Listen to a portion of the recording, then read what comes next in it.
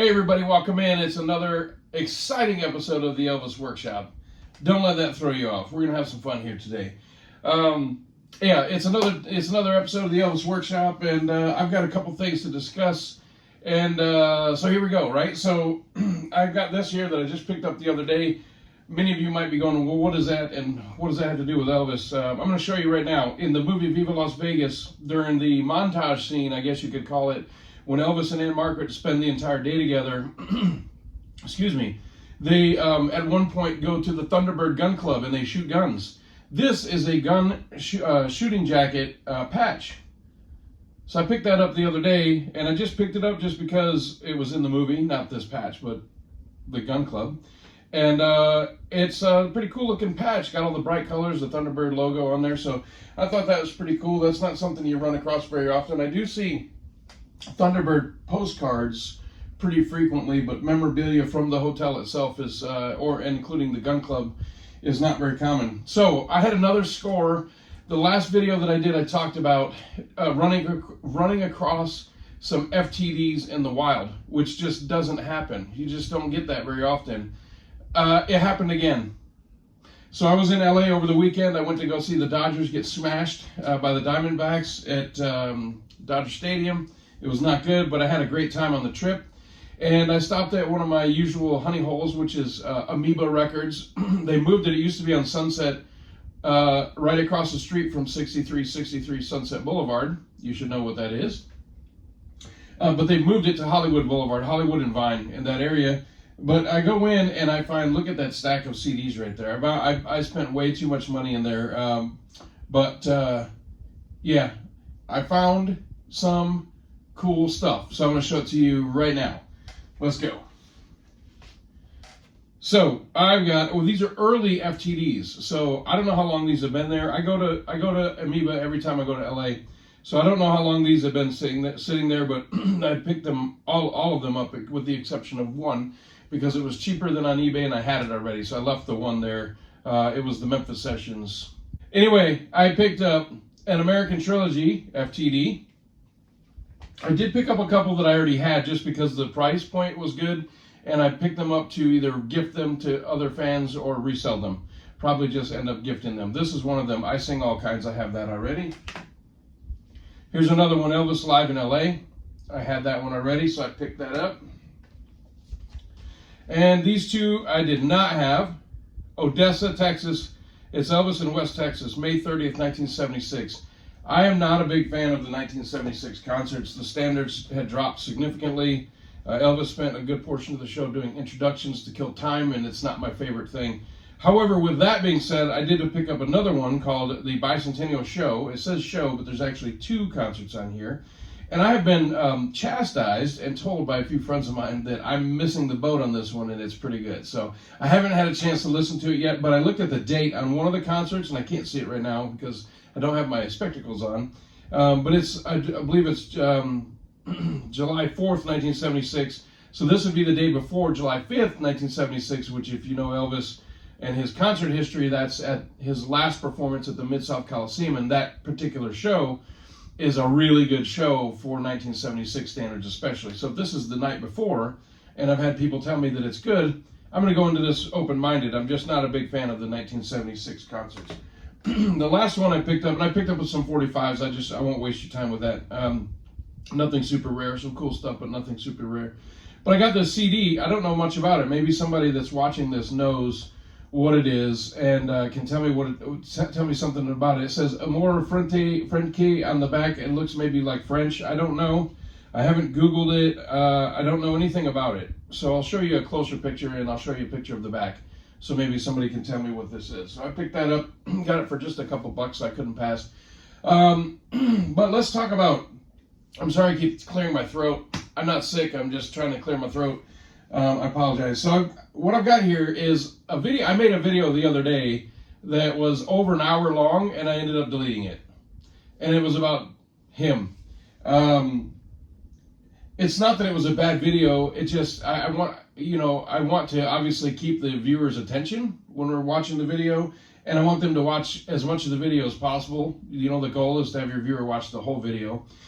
And it wasn't that it wasn't interesting. I just don't think the subject matter is interesting enough to hold the audience. So I just deleted it. So I'm going to try to wrap this up a little bit quicker this time.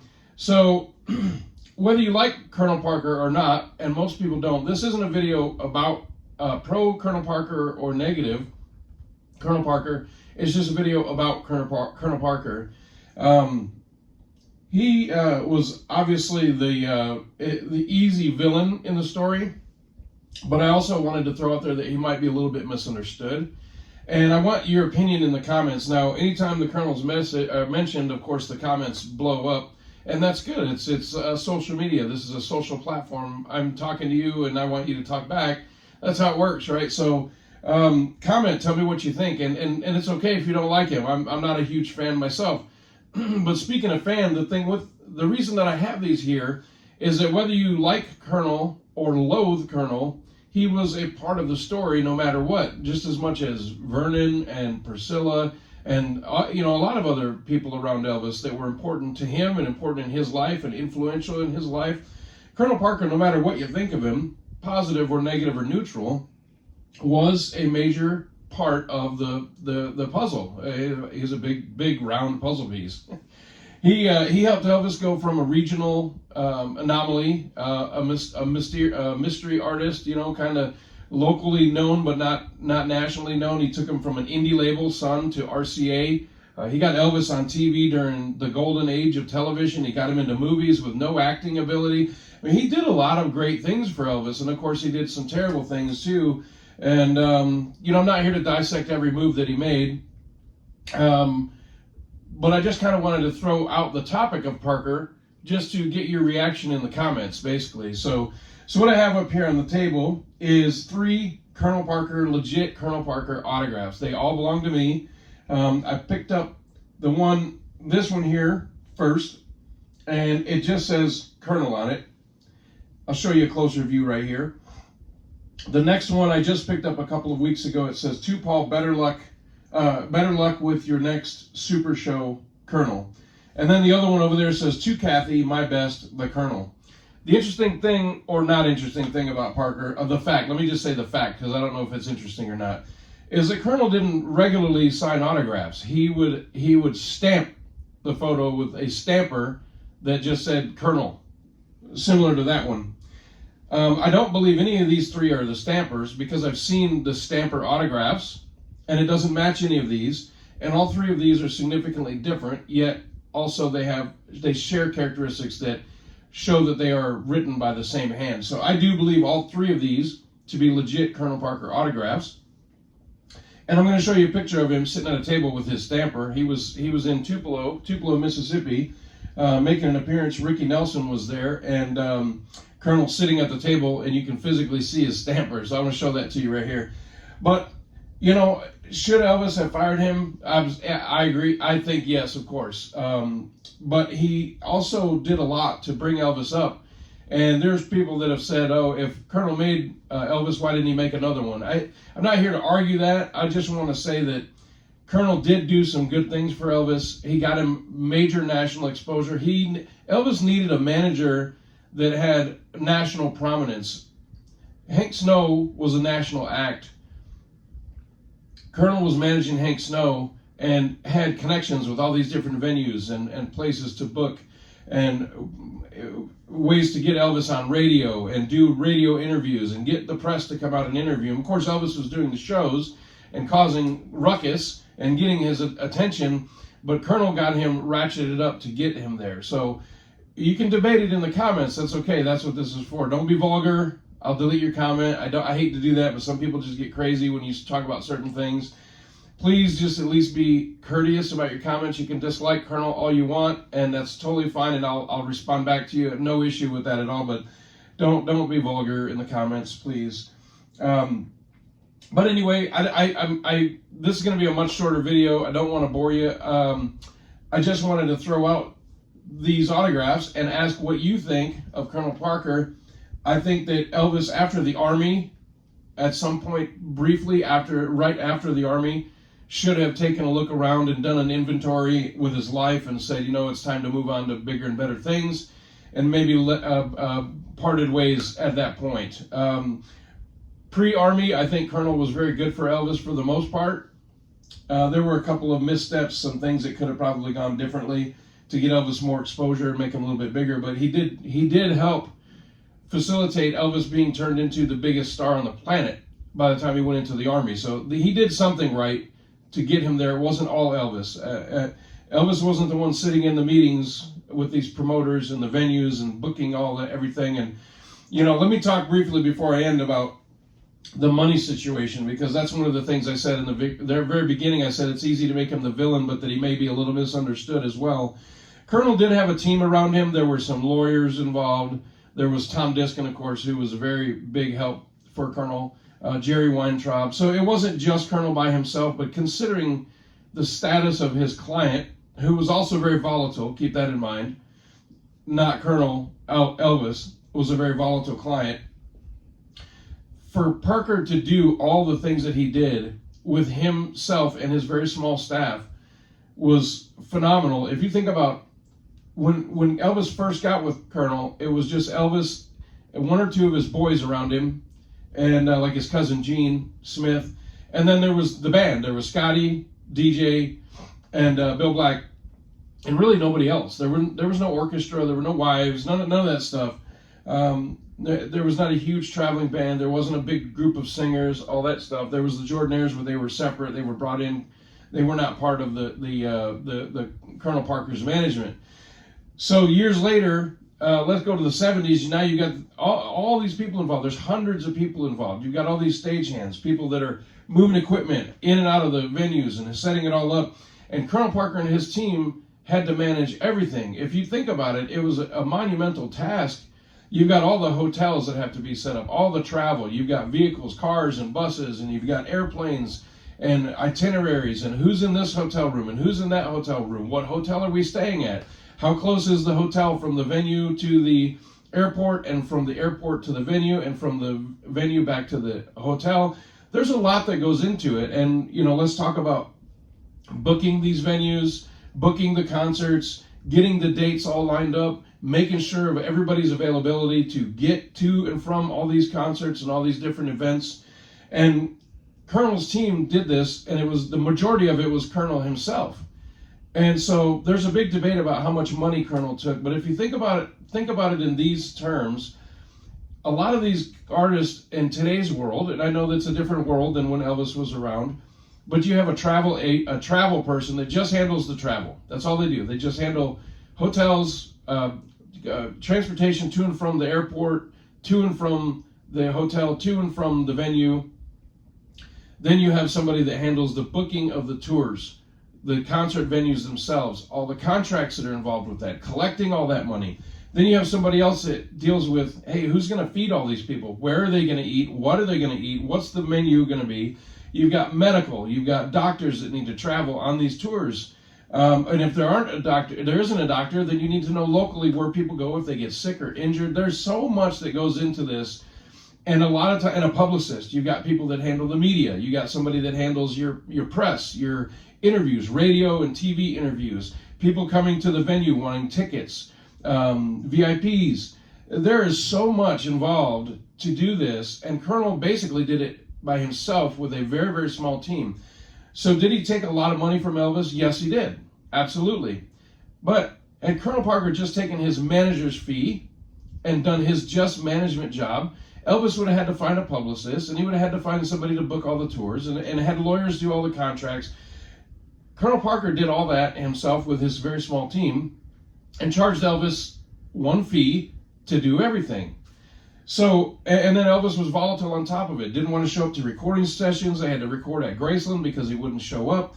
He showed up to Nashville in 1977. Then he said he had an eye problem. He wouldn't come out of his hotel room. So all the expenses were taken care of for the recording session, and then the artist won't show up. They had to start taping him in concert, hoping to catch him doing rarities that they could fill out albums with. Elvis had, I don't know if you're aware watching this, I'm sure not everybody is, but Elvis was contractually obligated in his contract with RCA to put out a certain number of LPs every year, a certain number of singles every year. Then there were holidays. He was required to put out Christmas and Easter singles, religious, holidays. There was a lot on him, and he just started getting to the point where he just wouldn't do it. So then Colonel had to say, well, what are we going to do about it? And that's when they started digging in the vaults and releasing old stuff that hadn't been put out before. So Colonel's doing all of this work, and then on top of it, he's got an artist that doesn't want to show up for concerts, starts canceling concerts for health reasons, won't show up to recording sessions. So did Colonel charge Elvis a lot for his service? Absolutely. Did he have a heavy load on his shoulders and the thing ran pretty smoothly and seamlessly overall? Absolutely. So again, this is not a pro Colonel or a negative Colonel video. I just wanted to talk about the Colonel a little bit and see if I could make you think a little bit about your opinion, whether it's good or bad, and reinforce your opinion or maybe change your opinion a little bit. He maybe wasn't as bad as he gets the rap for. He did make a lot of mistakes. If you look at the movies that Elvis was doing and singing songs like Old MacDonald and Dominic, and the scripts were so bad, and they were so cheap in the movies that they would goof up the movie and not even do a second take because they wanted to save film. The soundtrack quality was just awful in a lot of the movies. So there were tons of mistakes, but they also didn't have a roadmap. They didn't have something to point them in a direction, say this is what we should do next. You know, they kind of blazed a trail for a lot of these things. And not to get too deep because I want to wrap this video up, I don't want to bore you, but Elvis actually got paid, I think, 5 times for every concert that he did. So, and I'll explain in a moment. So Colonel was working behind the scenes in the best interest of Elvis, where a lot of times people think that he wasn't, and that he was just ripping Elvis off. Was he a gambling addict? Colonel, yes. There could be so many things that could have gone differently, but everybody's gone now. We can't go back and change it.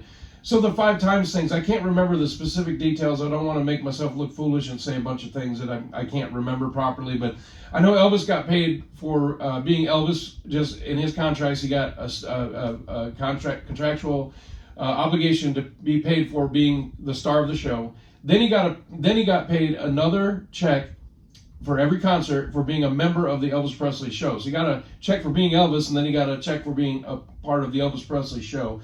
Then there's a couple other different things, and this is where I can't remember them properly. I can't remember if it's all-star shows or a boxcar, but anyway, Elvis got a check for that too, for the promotion and production of the show. He also got a check for concessions. If you think about that, all the drinks, the hot dogs, the food, the popcorn, the little buttons, the banners, the flags, the posters, the tour guides, the program, the tour programs, all that stuff. Elvis got a cut of all that too, every concert. I've seen all the paperwork. I have a friend that purchased thousands and thousands of documents from Colonel's personal archives of his own financial records that he kept.